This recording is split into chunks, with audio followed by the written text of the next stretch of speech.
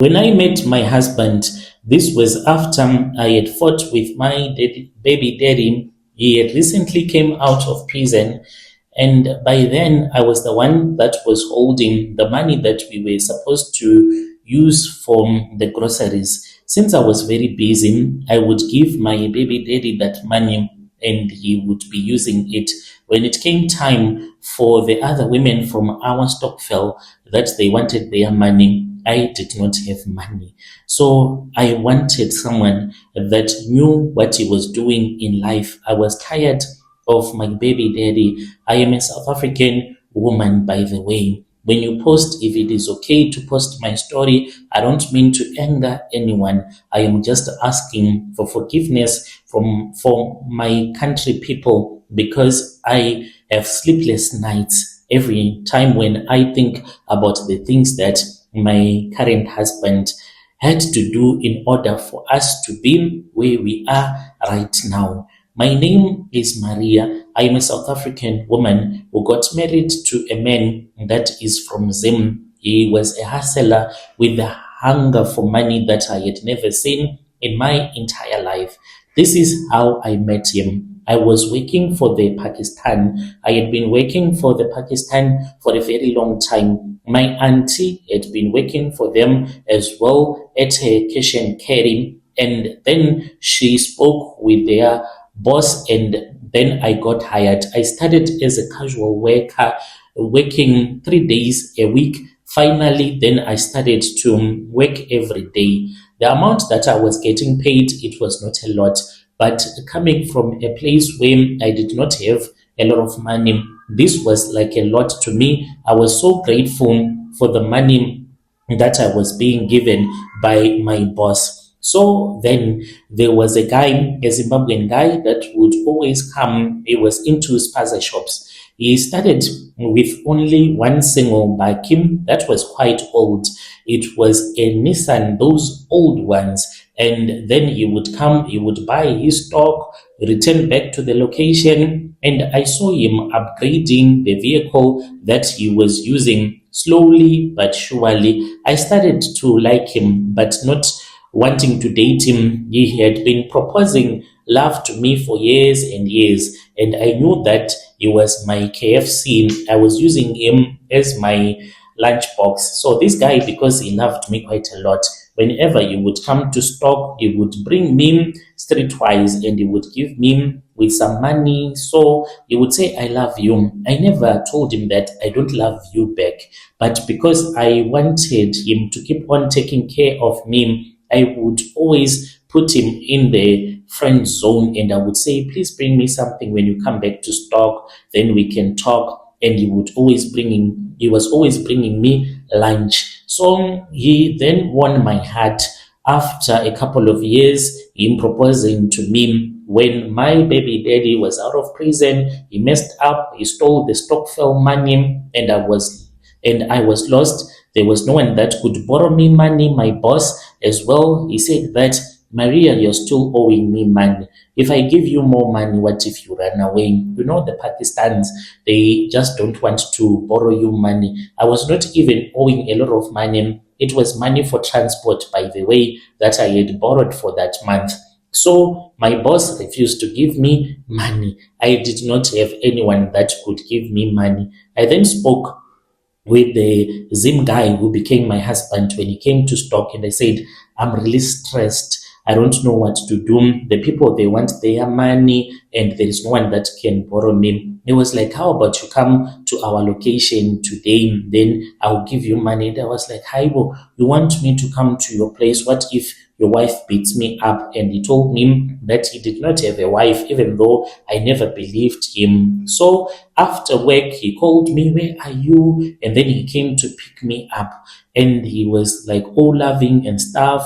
We then bought some takeaways and he said, you're going to sleep at my house today. I was like, no, I do not want to sleep at your place. But I said, if I don't sleep with this guy, what if he refused to give me money? I then asked him and I said, promise me that if I sleep at your place, then you're going to give me money. And he said to me, I'm going to give you more than that.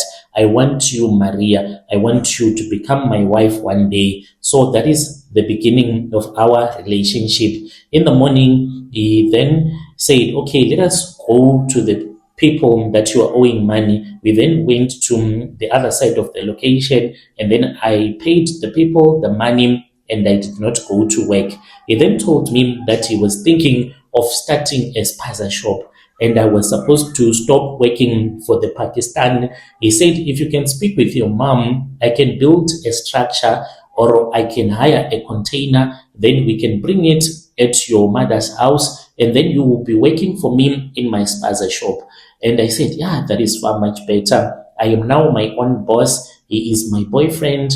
Then he will pay me more. So he said that all that he wants from me is for me to become a hardworking woman. He said, I don't want you to be like a regular woman. I don't want you to see the things of today. I want you to see the things of tomorrow. When I don't have money, I want you to understand. When I have money, I'll give you as much as I can. So that is how we started to run the spaza shop at my mother's house. Since this was something that was supposed to be done so fast, like we had to rent a container, or at least we were building the spaza shop by the side, and we were making a lot of money. So we were supposed to go and stock together, but when it comes time to stocking, he would go on his own. He would say, no, I don't want you to be driving around with me, because he never bought one item at a single shop. He would go to this shop, to that shop, to that shop. So it was always boring. Little did I know that he was someone that was getting this stuff that was already expired.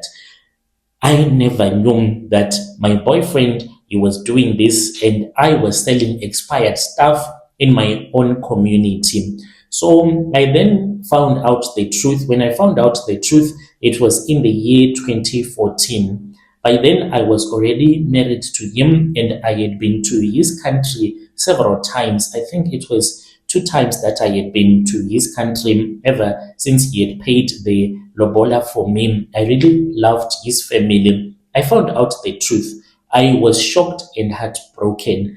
I had been having diarrhea every time when I would eat some biscuits from the spaza shops. I would have this diarrhea. So then one day I was saying to my mom, I'm having diarrhea when I eat these chocolate biscuits. Then I looked for the expiry date. It was not there. Like someone had deliberately wiped off the expiry date. Then I started to check almost everything in the shop, the sweets and everything. Like you could see that the boxes, they had an expiry date that had been wiped off, and the item that had the expiry date stamped on its own packaging, not the box. You would see as well that it had been wiped off clean. There was no expiry date. Then I said to my husband, ever since I started eating these biscuits, I have been having diarrhea. Now, what I discovered today, he wanted to avoid us having that conversation. He was like, oh, I'll be back. I need to go somewhere. So I know my husband. He hates to talk about like real stuff that is happening. Even if we fight, we can say, let me go and buy something at the shop. He will never come back. He will come back when he knows that you are no longer angry. He can call you and ask you, are you still angry? If you say no, then he comes back. If you say yes, he's not going to come back even for 2 days. So I rushed and I locked the door, and I dragged him to the bedroom, and I said, tell me, where are you getting this stock? My husband then revealed it to me, and he told me that he did not buy his stock from the wholesalers. He had stopped buying from my Pakistan boss a long time after we had made an arrangement that I was supposed to stop working there, and he had other boys that he was now dealing with that were selling stuff to him. And I said, oh, is the stuff cheap? Why is it that it does not have expiry date? He then told me that he had connections with big supermarkets around Joburg. He was even dealing with other guys that were getting stuff that would have expired from Spar and your Boxer.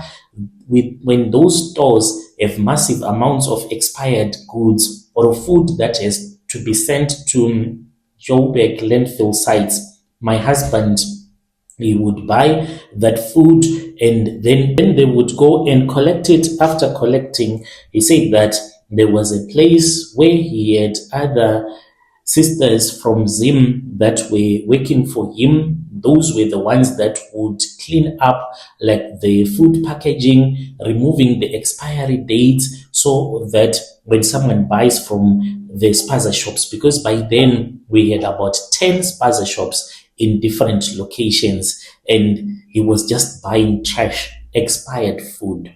He would take the expired cans, boxes of cereals, and dairy products to his warehouse, wiping off the old best before, and eventually they managed to get some guys that knew how to put new ones. He was now working with a guy that was from Pakistan who was now working for my husband. He was someone that was very handy in the things that he did. So we were literally selling poison in the communities where we had our spaza shops. In my own community, we were selling poison to our neighbors, and I never wanted my mom to eat anything from the spaza. I would make sure that when people from my family wanted bread, I would rush and go and buy bread and not let them take bread. So I would be like, I do not want to run the business like a black person. When you want something, go and buy to the shops, even though it did not make any sense to my mom. That was when one day I spoke with my mother and I said, Mom, do you know that your son-in-law is selling expired food? That is why I do not want you to eat this food. It is not because I am trying to run a perfect business, but it is because I am scared that you will get sick. Mom, this is the reason as to why I had diarrhea at all the times when I would eat the chocolate biscuits. Do you still remember, Mom? And then my mom, she just stood there and she said, Oh, so you are selling expired food. Tell me, Mom. I showed her the evidence that this was what was happening. My mother did not even tell me to call the police. She just said, Shush, Maria, he is taking care of us. Don't speak about it. The walls have ears. What if there is someone who hates us is listening? Then this spaza shop that is giving us money, it is going to be broke. We won't have any money. Don't disturb your husband. He is working for your own future. Don't you know that he loves you? Look at how much money that he paid for you for your lobola. So by 2015-16, we had made so much money. Like my husband had 10 spaza shops and he was operating this spaza shop at maximum profit because those guys, like they were going to throw away the food anyway. So since they were already going to throw away the food, so they did not mind when my husband will say, Jens, right now I only have such a number of clients that wants this stuff, so I'm only going to give you this money, then later on I'll give you more money. So it was like we were getting this food, right? Sometimes we would even get it for free, sell it. After selling it, we remove our maximum profit, then we go and we give those guys money and they will just accept anything because they were scared. They did not want like your boxer to know that this was what they were busy doing. So we were making a lot of money. Within a very short period of time, my husband then sat with me down and he said, my wife, we are going to stop this business. And I said, thank God. Finally, you are now talking sense. And I said, what are we going to do? My husband then said that he had already collected some documents. He wanted us to join a franchise. I can't tell you the name of that franchise. And they wanted brand new bakkies, and we bought 12 bakkies. After that, we also started applying for tenders because now we were running a legit company and we sold the spaza shops to other people, your Pakistans, your Indians, and your Somalians, and we made money again from that. So my husband then won a medical disposal tender. He already had connections like in the waste management, but we never did any corruption. We set up our business very well, offices, cars, like of the 12 bakkies, two of those bakkies, they were not brand new. The other ones, like they were latest model in that year when we bought them. That is how much money my husband had made. So since he had connections with people from waste management and stuff, then we managed to get a tender for medical disposal, and that is how we have managed to make money. So we have been running this business since that year. But even though we are running a legit business, Brother Nashi, I am here because there is something that is eating me at night. I find myself unable to speak with my husband. I get angry at him when I think about what he forced me into.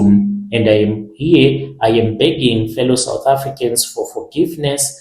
I know that what we did was very wrong. I am coming forward right now because I want other people to know that people, they do stuff like that.